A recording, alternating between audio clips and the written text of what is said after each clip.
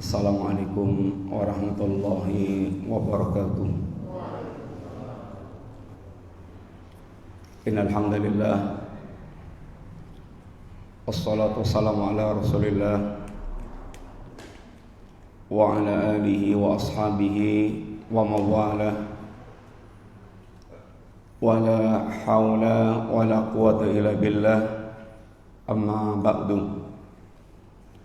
Alhamdulillah, Bapak Ibu jamaah sekalian rahimani wa rahimakumullah. Insyaallah kita ngajengaken malih pembahasan ingkang kita pendet atau mendet faedah saking kitab tauhid. Pembahasan-pembahasan ingkang kaitanipun kali masalah meluruskan tauhid kita, memahamkan hakikat tauhid dan hakikat kesyirikan. Perkawis ingkang paling mendasar dalam kita beragama, sebab belajar tauhid sami mawon kalih mempersiapkan pondasi menawi niku bangunan rumah atau memperhatikan akar menawi niku pohon atau wit-witan. Pembahasan kita insyaallah masuk pada bab yang ke-7. Bapak sekalian, setelah kita melewati beberapa pembahasan dari bab yang pertama, beliau menjelaskan tentang keutamaan atau menjelaskan tentang kedudukan tauhid. Tauhid itu dalam agama kita kedudukannya di mana, dan menjelaskan tentang itu hakikat tauhid. Setelah kita disampaikan beberapa penjelasan tentang kedudukan tauhid dalam agama kita yang merupakan tujuan kehidupan kita atau tujuan kita diciptakan Allah dalam rangka untuk mewujudkan tauhid, dan posisi tauhid itu dalam agama ini adalah pada posisi pondasi. Lalu kita diajarkan tentang keutamaan tauhid, sehingga akan muncul semangat untuk mewujudkan tauhid dengan memperhatikan keutamaan-keutamaan yang disebutkan di dalam ayat maupun dalam hadis Rasulullah sallallahu alaihi wasallam. Setelah beliau menyampaikan keutamaan tauhid secara umum dan secara khusus, secara umum tauhid akan mengantarkan kita selamat dari kekalnya akhirat, dari kekalnya neraka. Seandainya harus masuk neraka, tauhid akan menjadi penyelamat dari kekalnya neraka, karena dosa-dosa yang belum diampunkan oleh Allah SWT. Tauhid akan menjadi faktor penyelamat dari kekalnya neraka. Dan kalau dia memiliki tauhid yang sempurna, dia akan bisa masuk jannah tanpa hisab dan tanpa azab. Kemudian bab yang keempat, dalam rangka untuk mengimbangi supaya harapan kita tidak kebablasan, beliau menjelaskan tentang wajibnya kita untuk membangun perasaan takut terhadap syirik. Jangan sampai kita terjerumus ke dalam perbuatan syirik, sebab kalau sampai kita tergelincir, terjerumus dalam perbuatan syirik, akan menjadi penghancur semua amal ibadah yang kita lakukan. Kemudian yang bab yang kelima, setelah beliau menjelaskan tentang ini hakikat kedudukan tauhid, menjelaskan keutamaan tauhid, menumbuhkan perasaan takut dari syirik, sehingga tergambar betapa sangat besarnya urusan tauhid dan betapa sangat ini bahayanya kesyirikan, maka tidak akan sempurna keyakinan seorang tentang tauhid dan syirik ini kecuali dengan kita mendakwahkan tauhid kepada kaum muslimin sebagai prioritas pertama dan utama, yang dalam kenyataan di tengah-tengah kaum muslimin bahwa sekalian sangat banyak para ustadz, para dai yang tidak memperhatikan pelajaran tauhid, sehingga kaum muslimin kenalnya tauhid itu ya sudah mengucapkan kalimat la ilaha illallah, kemudian berkeyakinan bahwasanya Tuhan itu hanya satu, itu sudah dianggap bertauhid, yang kemudian amalian hariannya ternyata sangat banyak yang bertentangan dengan tauhid, alias banyak amalan-amalan syirik yang tidak disadarinya, kedukun, sajen, jimat-jimat, labuan, sihir, tatayur, menganggap sial ini hari atau waktu atau benda tertentu dan yang lain-lainnya. Mereka anggap yang seperti itu adalah hal-hal yang tidak bertentangan dengan ini keyakinan akidah tauhid mereka. Maka sebagaimana para nabi dan para rasul yang senantiasa mendakwahkan ini tauhid, wajib bagi para dai, para ustadz, para kiai, para ulama yang pertama kali diperhatikan adalah membangun tauhid masyarakat, supaya dia punya modal selamat ketika masuk ke kampung akhirat. Sebab modal pokoknya adalah ini tauhid. Kalau dia sudah sholat, puasa, zakat, haji, sudah banyak kebaikan-kebaikannya, tapi dia masih musyrik, maka kesyirikannya akan menghancurkan semua kebaikan yang dia lakukan. Kemudian bab yang ke-6, beliau menegaskan kembali tafsir tauhid supaya dia tidak salah faham apa yang mesti kita fahami berkaitan dengan masalah ini tauhid ini. Sekarang Bapak sekalian, bab yang ke-7 ini beliau mulai menjelaskan tentang beberapa contoh amalan kesyirikan, sehingga bab yang pertama sampai yang ke-6 itu semuanya penjelasan umum berkaitan dengan tauhid dan bahayanya syirik. Sekarang belum mulai masuk rincian pembahasan tentang masalah ini kesyirikan. Dan seperti inilah yang harusnya dilakukan ketika kita menjelaskan yaitu masalah tauhid dan syirik. Tidak boleh kita sekedar global.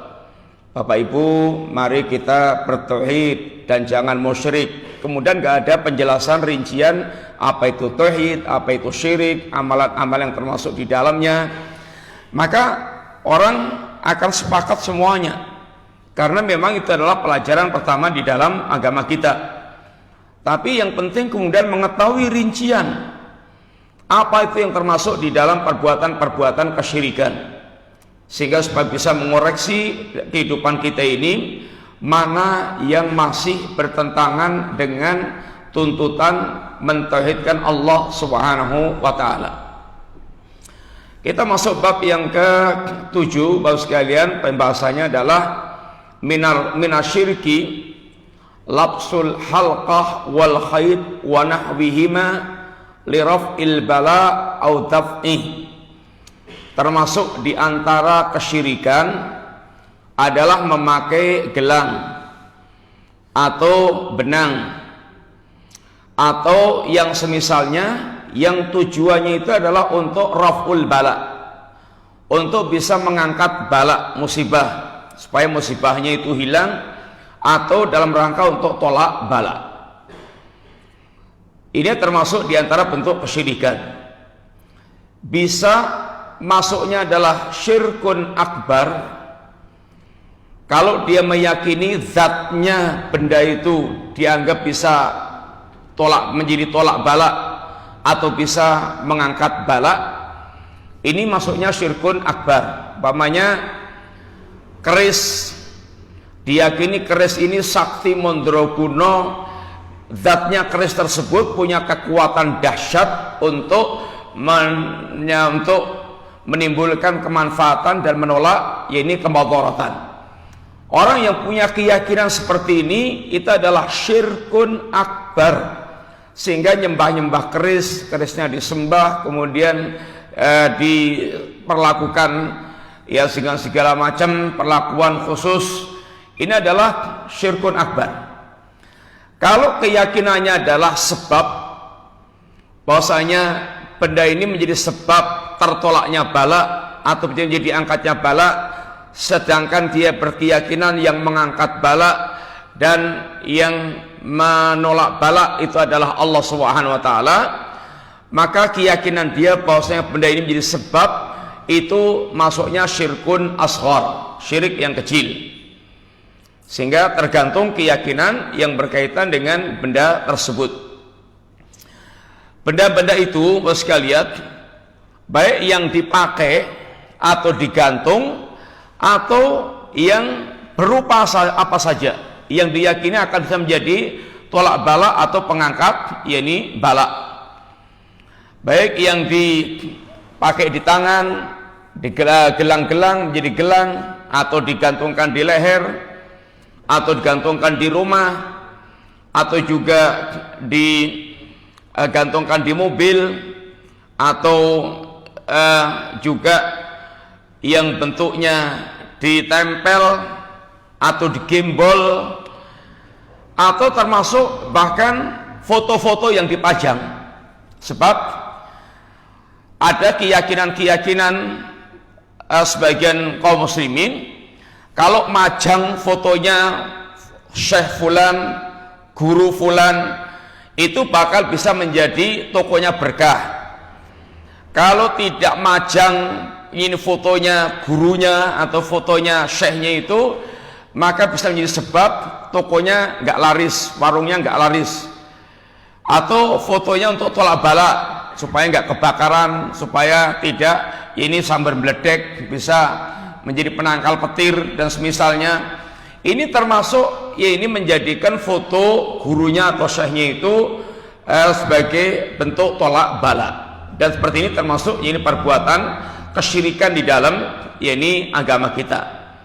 Bapak sekalian, unsur syirik itu yang paling utama, titik intinya itu ada ketergantungan kepada selain Allah Ta'ala.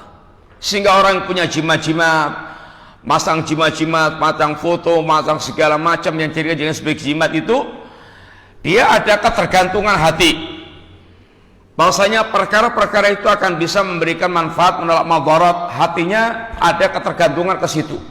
Sedangkan tauhid itu totalitas hatinya bergantung kepada Allah Subhanahu wa taala.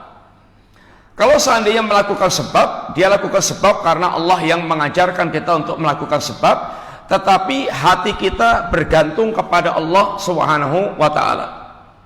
Bapak sekalian, berkaitan dengan masalah sebab ini, ada keyakinan orang, beberapa bentuk keyakinan orang berkaitan dengan masalah sebab. Yang pertama, ada orang yang mereka menolak sebab, sehingga tidak perlu melakukan sebab, semuanya diserahkan kepada Allah Subhanahu wa taala. Orang yang menolak sebab seperti ini, meniadakan sebab, dia telah mencela syariat Allah Subhanahu wa taala. Karena syariat agama memerintahkan kita untuk melakukan sebab. Sebab kita mendapatkan rezeki, yaitu kita bekerja. Sebab kita mendapatkan anak, ya kita nikah, kawin, kemudian yaitu punya anak. Sebab untuk dia bisa mendapatkan ilmu, ya belajar. Ini semuanya sebab-sebab yang Allah perintahkan. Sehingga kalau orang tidak melakukan sebab, itu dia mencela syariat Allah Subhanahu wa taala. Yang kedua, orang yang ghulu dalam masalah sebab, sampai menjadikan sesuatu yang bukan sebab menjadi sebab. Contoh umpamanya, orang yang mereka menjadikan batu, bisa untuk tolak bala atau batu menjadi sebab untuk tertolaknya bala, mengangkat penyakit. Ini dalilnya apa? Atau eksperimennya dari lab mana? Ada nggak eksperimen? Ada nggak ya ini yang merupakan uji labnya kalau sesuatu ini akan mengobati penyakit ini atau menjadi sebab hilangnya penyakit ini? Ini namanya hulu. Sehingga orang melakukan sebab-sebab yang aneh-aneh, sebab-sebab yang tidak yang tidak masuk akal maupun juga tidak ada dalilnya agama, tidak ada dalil agamanya. Dia menjadikan sebab air tiban itu sebab untuk menghilangkan berbagai macam penyakit-penyakit. Ini adalah menjadikan sebab yang tidak ada dalil agamanya dan tidak ada dalil duniawinya. Yang ketiga, ini keyakinan kaum muslimin Ahlussunnah wal Jamaah, orang yang lurus, yang berdasarkan Quran dan Sunnah, yaitu menjadikan sebab seperti yang Allah ajarkan dan kemudian hatinya bertawakal kepada Allah Ta'ala. Sebab, baik itu sebab secara syar'i maupun sebab secara pengalaman, uji lab atau tradisi pengalaman. Contoh secara syar'i, secara syariat, habatus sauda ini obat yang disebutkan oleh Rasulullah SAW. Madu obat yang disebutkan oleh Al-Quran maupun dalam sunnah Nabi. Bekam termasuk pengobatan yang diajarkan di dalam agama kita. Ini namanya sebab-sebab syar'i, ada dalilnya. Ada dalilnya. Walaupun secara uji lab belum dilakukan, tapi kalau ada dalilnya, maka itu namanya sebab syar'i yang boleh kita lakukan. Kemudian yang kedua yaitu hasil lab atau pengalaman uji coba yang sudah teruji dari waktu ke waktu. Obat-obatan yang dilakukan dengan uji lab yang biasanya itu sudah melalui uji yang berulang kali, sehingga obat ini menjadikan untuk obat ini untuk penyakit ini, budrek untuk penyakit pusing, makanya semacam itu adalah pakai uji lab. Ini adalah pengobatan sebab yang dibolehkan. Atau tradisional yang sudah turun dan itu dikenal, daun ini untuk mengobati ini, kemudian tumbuhan ini untuk mengobati ini, dan seterusnya. Kalau itu ada uji kebiasaan dan sudah terbukti dalam waktu yang cukup panjang, maka itu termasuk yang dibolehkan. Tapi kalau kemudian tahu ini batu gio atau batu apa, kalau ada uji labnya enggak, ada bukti ilmiahnya enggak. Kalau memang tidak ada bukti ilmiahnya, enggak ada uji labnya, kemudian hanya kira-kira, maka dikhawatirkan akan bisa menjadi yaitu perbuatan kesyirikan, membuat sebab yang tidak ada dalilnya. Sekalian, ini adalah pembahasan bab yang kita akan bahas. Mari kita lihat beberapa dalil yang beliau bawakan di sini. Yang pertama adalah firman Allah SWT dalam surat Zumar ayat yang ke-38. Monggo diwaos.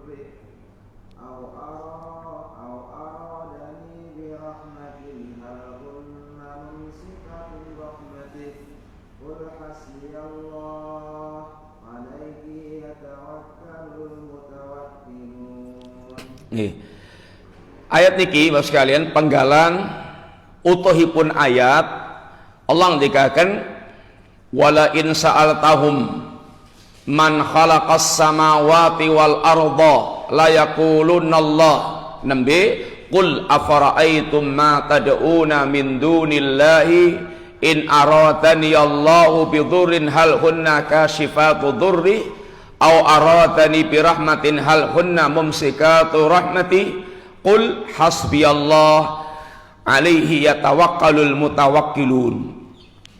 Katakanlah wala in sa'altahu man khalaqas samawati wal arda seandainya engkau tanya ya Rasulullah sallallahu alaihi wasallam kepada orang-orang musyrikin itu, siapakah yang menciptakan langit dan bumi? Pasti mereka akan mengatakan Allah. Kemudian Allah katakan, kul afara'aitum ma tad'una min dunillah. Katakanlah tentang berbagai sesembahan yang mereka sembah selain Allah Ta'ala itu. In aradani Allahu bidurrin hal hunna kashifatu durri. Apakah ketika Allah menimpakan madarat, mara bahaya, berbagai macam musibah-musibah, apakah yang mereka sembah itu akan bisa menolak datangnya mara bahaya tersebut? Au aradani birahmatin hal hunna mumsikatu rahmati. Atau kalau Allah ingin menurunkan rahmatnya kepada seseorang atau kepada suatu kelompok penduduk negeri, apakah mereka bisa menolak datangnya rahmat Allah Subhanahu wa taala? Qul hasbiyallah, katakanlah cukuplah bagiku Allah Subhanahu wa taala, alihi yatawakkalul mutawakkilun, hanya kepada Allah bertawakalnya orang-orang yang mereka bertawakal. Sekalian, ayat ini wonten pinten-pinten pelajaran penting yang perlu kita perhatikan. Yang pertama, dari pembicara bakatan Allah, wala in saltahum man khalaqas samawati wal arda la yaquluna Allah. Seandainya kamu tanyakan kepada mereka siapakah yang menciptakan langit dan bumi, mereka pasti akan mengatakan Allah. Sekalian, seperti yang nanti kita aturakan, ini termasuk keyakinan tiang-tiang musyrik Quraisy. Musyrikin Quraisy. Mereka ini orang-orang yang punya keyakinan tentang Allah Subhanahu wa taala. Mereka punya keyakinan tentang rububiyah, yaitu yang menciptakan langit, menciptakan bumi, menciptakan semuanya itu Allah. Niki keyakinan pun tiang-tiang musyrik. Maksudipun, kalau hanya punya keyakinan tentang Allah, Allah itu yang menciptakan, satu-satunya Tuhan sang pencipta, satu-satunya Tuhan yang memelihara alam semesta, niku dereng istimewa. Niku tesih sami kalih keyakinanipun tiang-tiang musyrik Quraisy. Bahkan iblis juga berkeyakinan tentang Allah. Fir'aun juga sungguhnya hati kecilnya berkeyakinan tentang Allah, sehingga di waktu tinggal takseknya Fir'aun sempat mengucapkan kalimat ini amantu annahu la ilaha illalladzi amanat bi banu Israil wa ana awalul muslimin wa ana minal muslimin. Saya beriman tidak ada sesembahan yang sebenarnya kecuali yang diimani oleh Bani Israel dan saya termasuk orang-orang Islam. Ini perkataan Fir'aun ketika tinggal taksek. Ning perkataan ini ditolak kali Allah sebab pun telat. Dan Abu Jahal, Abu Lahab juga punya keyakinan tentang Allah Subhanahu wa taala. Sehingga sebenarnya malih, kalau hanya berkeyakinan tentang Allah sang pencipta, niku mboten istimewa, dereng istimewa. Niku tersesami kali iblis, kali Fir'aun, kali Abu Jahal, Abu Lahab. Yang kedua, Allah ketika menyebutkan tentang rububiyahnya pencipta langit dan bumi, lalu untuk menjelaskan yakni kewajiban kita menyembah Allah Subhanahu wa taala, jelasaken yang berhak disembah itu yang menciptakan. Yang menciptakan langit, yang menciptakan bumi, yang menciptakan kita. Yang tidak menciptakan maka tidak berhak disembah. Sehingga kalau Nyai Roh Kidul disembah, apa Nyai Roh Kidul itu menciptakan? Kalau ada jin demit disembah, apakah jin demit itu menciptakan? Kalau Mbah Petro itu disembah, apa Mbah Petro itu menciptakan? Dan seterusnya. Yang tidak menciptakan itu tidak berhak disembah. Kemudian yang ketiga, mas sekalian, Allah dikatakan ma tad'una min dunillah afara'aitum ma tad'una min dunillah. Bagaimana pendapat kalian, pandangan kalian tentang apa yang kalian sembah selain Allah? Terangkan tentang sesembahan-sembahan kalian selain Allah. Ma dalam ayat kalau wau niku memiliki makna segala macam bentuk sesembahan.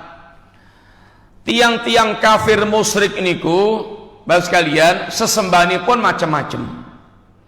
Ketika Rasulullah Shallallahu Alaihi Wasallam diutus di tengah-tengah masyarakat bangsa Arab dan sekitarnya, mereka bukan semata-mata penyembah berhala, mboten namung nyembah patung, mboten namung nyembah batu kuburan, tapi sesembahan mereka ada yang menyembah malaikat, ada yang menyembah nabi, ada yang menyembah orang-orang soleh, ada yang menyembah matahari dan bulan, ada yang menyembah pohon batu. Sehingga Allah Subhanahu wa taala mengingatkan kepada manusia dan kita semuanya, segala macam tadi itu makhluk Allah dan mereka tidak berhak disembah. Matahari dan bulan yang makhluk yang besar dan manfaatnya sangat banyak.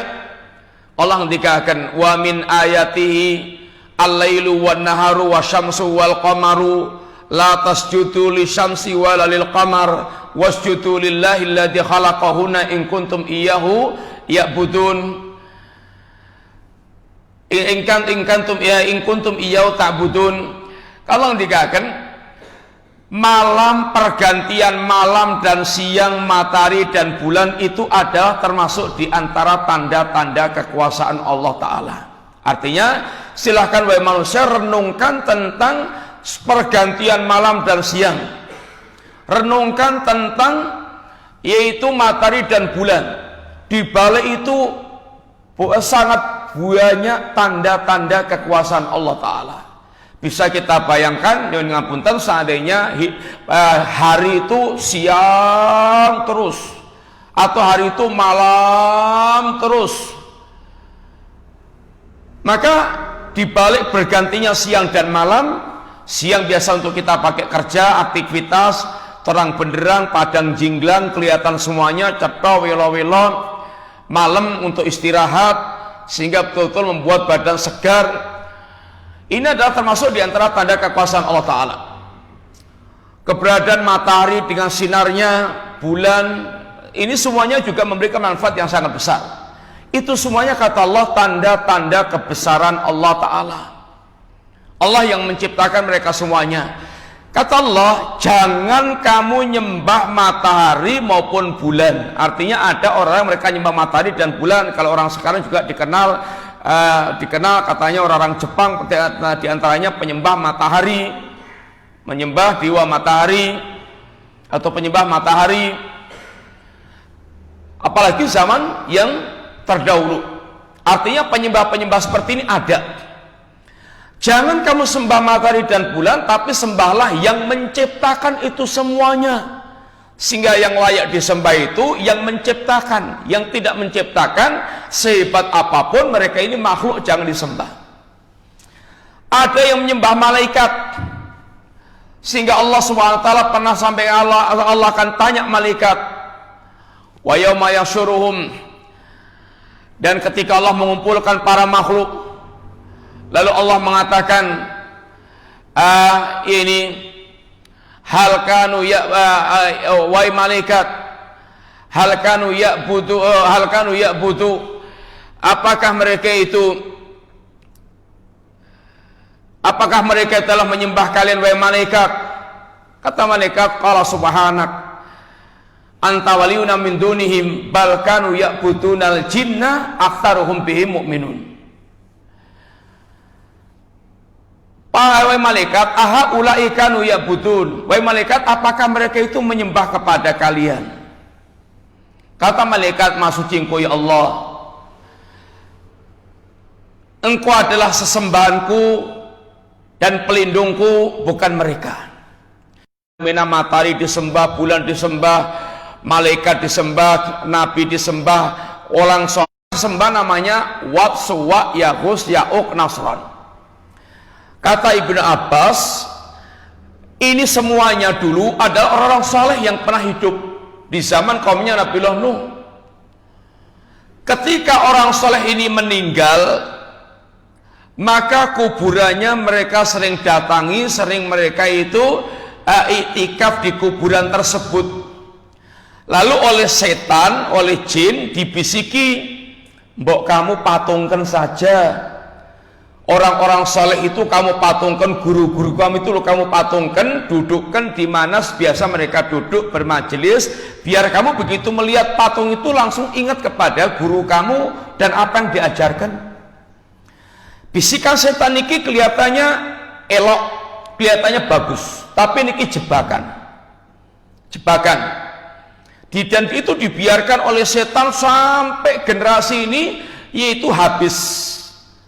Sehingga di sini sekalian, setan itu dalam menyesatkan manusia bertahap. Kemudian setan itu sangat bersabar sekali nunggu mereka nanti disesatkan dengan bertahap pula. Setan mengajak mereka untuk sesat itu bertahap. Tahapan pertama hanya membuat patung monumen peringatan, dibuat patung-patung. Sehingga pematungan niku tradisi ini pun tiang-tiang musyrik. Tiang-tiang musyrik mematungkan makhluk hidup, manusia, apalagi tokoh-tokoh, pematungan seperti itu. Dan penggambaran digambar, dilukis dengan 3 dimensi atau semisal itu, ini adalah tradisinya orang-orang musyrik. Kanjeng Nabi memerintahkan kepada Ali bin Abi Thalib, la tada timsalan illa tamastah wala qabran musrifan illa sawaitah wa Ali. Jangan kamu tinggalkan patung kecuali kamu hancurkan. Jangan kamu tinggalkan kuburan yang dimuliakan, yang ditinggikan, kecuali kamu ratakan dengan tanah, kecuali gundukan. Tahu kalau itu kuburan sekalian. Sehingga yang ngapunten di negeri Saudi yang memang negerinya negeri tauhid, berdasarkan tauhid, slogan resminya adalah tauhid, mboten nonton patung-patung. Tidak ada patung-patung. Nek onten ya patung bola, patung sepeda, patung gentong atau patung yang lainnya. Patung-patung manusia nggak ada. Karena memang itu dilarang di dalam ajaran agama kita. Kalau di tempat kita ini, ya pendangdut aja juga pengen dipatungkan sing gede, sehingga semuanya dipatungkan sampai miliar-miliaran dana untuk membuat patung. Kemudian dia juga kuburan di Saudi nggak ada yang dibangun megah-megah, kuburan raja atau kuburan orang yang dulu waktu hidupnya itu emasnya itu bertonton, sampai banyak orang paling kaya sekalipun kuburannya ya hanya ditanam di tanah, gundukan tanah. Itu memang begitu yang diajarkan di dalam agama kita. Kalau di negeri kita berlomba-lomba untuk dibuat kuburan semegah-megahnya. Kalau semakin pejabat penting, semakin dibuatkan kuburan mewah. Semakin guru tarekat penting, semakin dimewahkan kuburannya. Ini adalah termasuk diantara tradisi musyrikin. Tradisinya orang-orang yaitu musyrik. Dalam agama kita sampai Nabi pun ingatkan, malaikat rahmat tidak akan masuk ke rumah yang di dalamnya ada patung dan gambar-gambar. Ini termasuk di antara yang diajarkan oleh Nabi Shallallahu Alaihi Wasallam. Sehingga kalau kita mengawali, ya mengawali dari kita sepiyambak. Kalau kamar ya kamar kita sendiri, kalau rumah ya rumah kita sendiri. Kita bersihkan dari patung-patung, kita bersihkan dari gambar-gambar, sehingga bersih dari hal-hal yang dilarang oleh Allah Subhanahu wa Ta'ala. Terus sekalian, ada ini ketika sudah dipatungkan tadi, itu dibiarkan sampai generasi ini habis. Begitu muncul generasi berikutnya yang lebih bodoh, tidak lagi berilmu tentang agama, setan membisikkan lagi, bapak-bapak kamu itu dulu kenapa tekun di depan patung-patung? Karena patung-patung ini yang menjadikan turunnya hujan dan seterusnya itu, sampai akhirnya menjadi sesembahan murni. Menjadi sesembahan murni. Pas kalian, Siapa yang mengantarkan sampai ada masyarakat yang nyembah ini orang-orang soleh yang dulu pernah hidup, yang dipatungkan itu otaknya adalah setan, jin. Maka dikatakan oleh malaikat, ya Allah, sesungguhnya mereka menyembah kepada jin. Bal kanu ya'budunal jinna aktsaruhum bi mu'minun. Mereka ini percaya kepada jin. Intinya ada yang nyembah malaikat, ada yang nyembah nabi, seperti orang-orang Nasrani nyembah ini Nabi Isa. Ada yang nyembah ini orang-orang saleh seperti tadi Waswa, Yaghus, Ya'uq, Nasron. Lata, sekalian, yang disembah yang menjadi berhalanya Quraisy. Lata itu dulu ada orang yang dikenal baik, tukang buat ladonan roti. Lata Yalutu, yaitu orang yang ngadon gandum untuk dibuat roti, dibagikan kepada jamaah haji. Setelah meninggalnya, maka orang soleh ini disembah, kuburannya dimakmurkan, kuburannya disembah. Dan rata-rata penyembahan kepada orang soleh itu ketika sudah mati. Ketika sudah mati, Waswa, Yaghus, Ya'uq, Nasron ketika hidup belum disembah, begitu mati kemudian proses untuk disembah.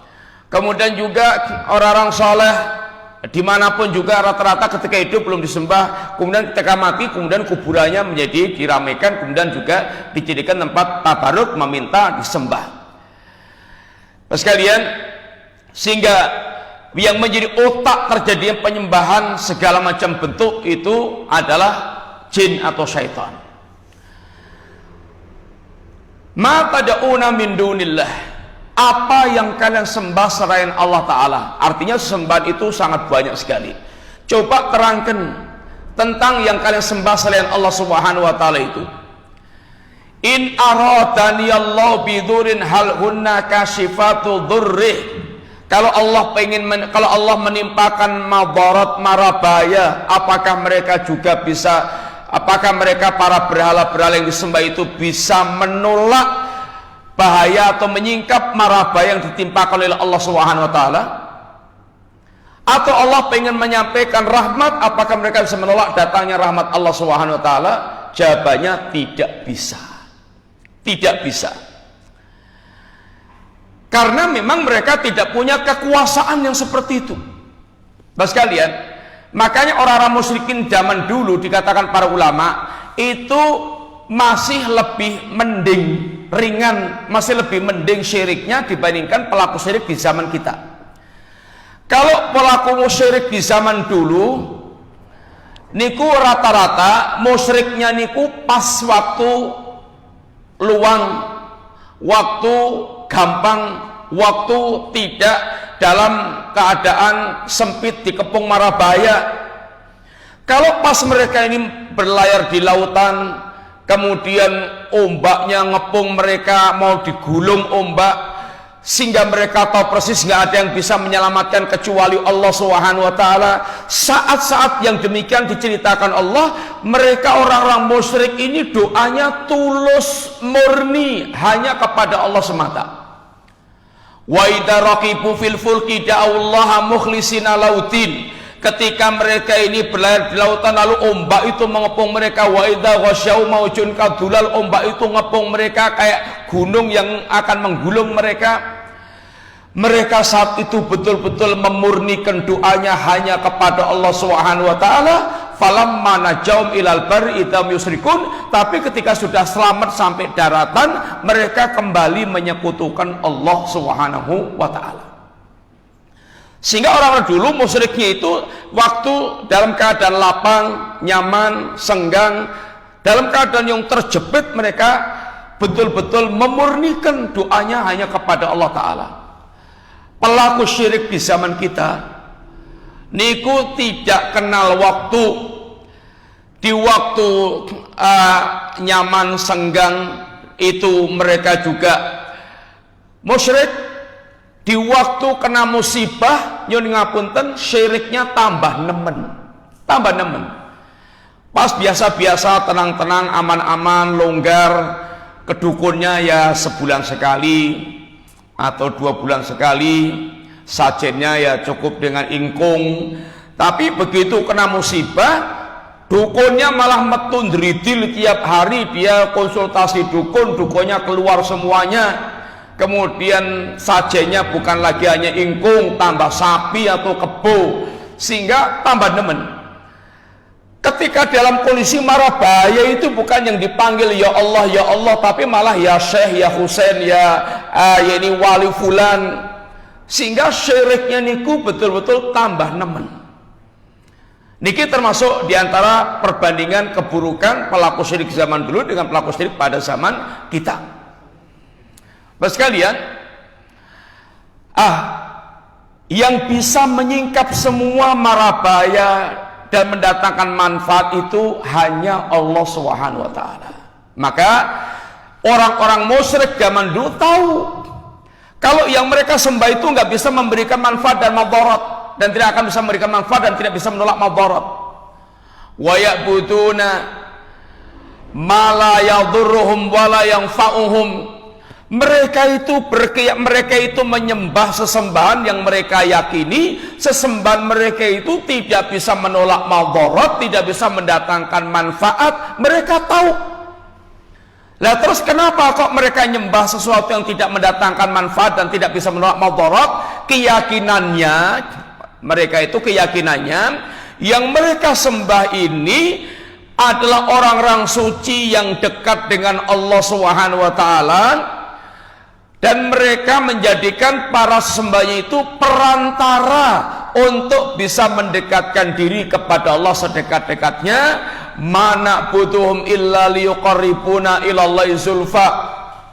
Kami tidaklah menyembah sesembahan-sembahan kami itu kecuali semata-mata menjadi perantara untuk yaitu mendekatkan diri kepada Allah sedekat-dekatnya, dan keyakinannya haula syufa'una indallah, mereka adalah para pemberi syafaat di sisi Allah Ta'ala. Ini keyakinan mereka. Sekalian, kalau kita paham niki hakikat syiriknya orang dulu seperti itu, maka kita bisa memperhatikan sebagian muslimin juga melakukan yang seperti ini. Datang ke kuburannya orang soleh yang dianggap wali, lalu mereka itu datang ke situ minta-minta kepada para wali.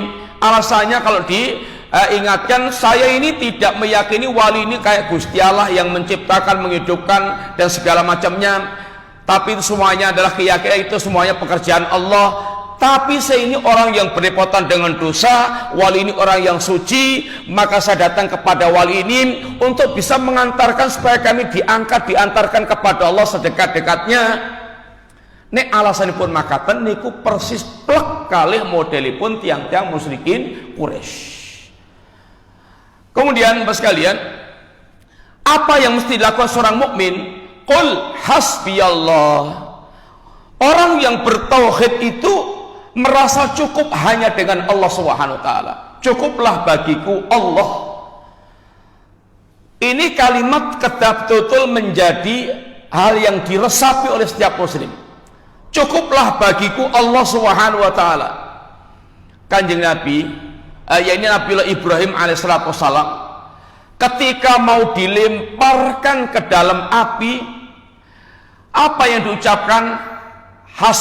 Hasbiyallah wa ni'mal wakil. Cukuplah bagiku Allah dan Allah sebaik-baik pelindung.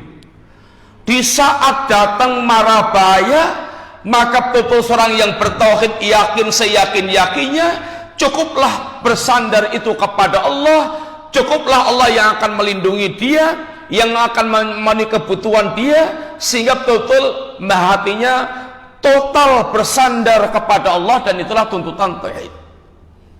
Rasulullah Sallallahu Alaihi Wasallam ketika melihat musuhnya itu ngidap-idapi, perang Badar diantaranya itu yang 3 kali lipat kekuatan musuh jumlahnya dan kelengkapannya, tapi Nabi yaitu dengan bekal yang sudah disiapkan maksimal seadanya, dan Nabi mengucapkan hasbunallah wa ni'mal wakil. Cukuplah bagi kami Allah dan Allah sebaik-baik yang melindungi hambanya. Sehingga ada kepasrahan hati yang total kepada Allah Subhanahu wa taala. Itulah tauhid. Sehingga perbedaannya sekalian, tauhid dan syirik ini, Kalau tauhid ini betul diajarkan, hati kita ini total bersandar kepada Allah, total bergantung kepada Allah Subhanahu wa taala, sehingga mengembalikan segala masalah kehidupan kita itu hanya kepada Allah Subhanahu wa taala, tidak menyandarkan hati kepada selain Allah Subhanahu wa taala. Tapi kalau syirik, musyrik niku terjadi penyandaran ketergantungan hati kepada selain Allah Subhanahu wa taala, sehingga dia akan menghinakan diri kepada yang hatinya dia gantungkan kepadanya tadi itu. Orang kalau dia hatinya bergantung kepada jimat, kalau dia bersama dengan jimatnya niku rumasipun dogdeng, dia dogdeng merasa udah hebat. Tapi nek ketinggalan jimatnya itu lemes, ngeloka, langsung merasa dia nggak punya kekuatan, sehingga merasa hebatnya itu ketika dia bersama dengan jimatnya. Ini hatinya karena bergantung kepada jimat kolowau. Demikian pula ini yang lain-lainnya ketergantungan kepada selain Allah SWT. Sampai orang yang dikatakan yaitu abdud dunia, hambanya dunia, hatinya itu nyantolnya niku ke dunia, waktunya, pikirannya, tenaganya, totalitas itu hanya untuk dunia, nyembah dunia. Pokoknya kalau yang manggil dunia itu semuanya bisa ditinggalkan dan bisa disempat-sempatkan karena dia akan mendapatkan dunia. Niku para penyembah dunia. Salat bisa ditinggalkan, bahkan agama bisa dijual. Yang penting dia mendapatkan dunia, mendapatkan keridhaan dunia, dan dia mendapatkan keuntungan dunia. Ini sampai pada tingkat penyembah dunia, dia akan siap untuk tinggalkan apa dan siapa, sampai agamanya, orang tua bisa ditinggalkan, keluarga bisa ditinggalkan, teman bisa ditinggalkan, bisa diputus, semuanya demi untuk dunia. Seperti orang mukmin yang menyembah Allah SWT, kalau sudah urusannya itu Allah, siap untuk pisah dengan apapun dan siapapun. Kalau harus taruhannya itu jabatan berkaitan dengan meninggalkan penyembahan kepada Allah, mending jabatannya dia lepas karena dalam rangka untuk tetap menyembah Allah Ta'ala. Kalau harus merusakkan agamanya, menghancurkan agamanya hanya untuk mendapatkan duit atau kekuasaan, maka mending dia tinggalkan demi dia tetap bisa mempertahankan agamanya. Ini para penyembah Allah SWT. Nek penyembah dunia siap meninggalkan apapun demi dunia, demi jabatan, demi harta, demi pangkat, demi segala macamnya, dia siap tinggalkan segala macam. Ini bedanya antara ahli tauhid dengan ahli syirik niku diantaranya ini tang beriku. Hasbiyallah, hasbiyallah, cukuplah bagiku Allah SWT, yang menunjukkan betul-betul dia hatinya dia pasrah totalkan kepada Allah. Maka ayat penutupannya alihi yatawakkalul mutawakkilun, hanya kepada Allah. Dalam bahasa Arab niku Pak sekalian, didahulukannya jar majrur alaihi niku jar majrur, didahulukannya jar majrur itu memiliki fungsi pembatasan, hanya kepada Allah. Kados iyyaka na'budu niku juga didahulukannya ini iyyaka maf'ul bih, itu juga memiliki fungsi hanya kepada Allah kita menyembah. Itu adalah diantara pembahasan dari si bahasa yang merupakan pengajaran tauhid, hanya kepada Allah bertawakalnya bertawakal. Tawakal itu syaratnya dua, melakukan sebab, akhdul asbab, dan penyandaran hati. Tafwidul amri ilallah, menyandarkan, menyerahkan urusan total kepada Allah Ta'ala. Ini adalah inti sari tauhid, adalah membentuk jiwa ingkang makaten. Nikirin sekali yang kita terangkan, insyaallah kita lanjutkan pembahasan salat jengipun pertemuan ingkang badhe datang wonten ingkang mundhut pirsa. Nggih.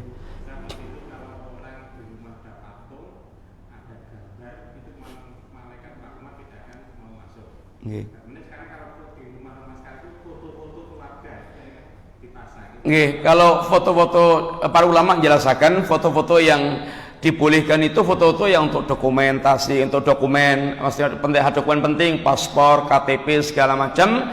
Kemudian kalau fotonya itu foto yang kira-kira itu sekedar nostalgia segala macam, nah saged dipun simpen, disimpan mawon teng album atau disintanya disimpan, nggak dipajang-pajang juga dalam rangka untuk kehati-hatian dia, yaitu apa yang disampaikan oleh Nabi Shallallahu Alaihi Wasallam tersebut. Kalau foto presiden dan wakil presiden ya gimana lagi, yang disuruh pajang. Kalau nanti dicopot atau ditengkurapkan juga jadi masalah, ya pripun malih. Tapi kalau yang bisa kita hindari, kalau bisa kita rapikan, kita rapikan. Wallahu a'lam shawab. Makaten. Cakap Bapak sekalian, diberikan mugi-mugi manfaat. Wassallallahu ala nabiyina Muhammadin wa ala alihi wasallam. Assalamualaikum warahmatullahi wabarakatuh.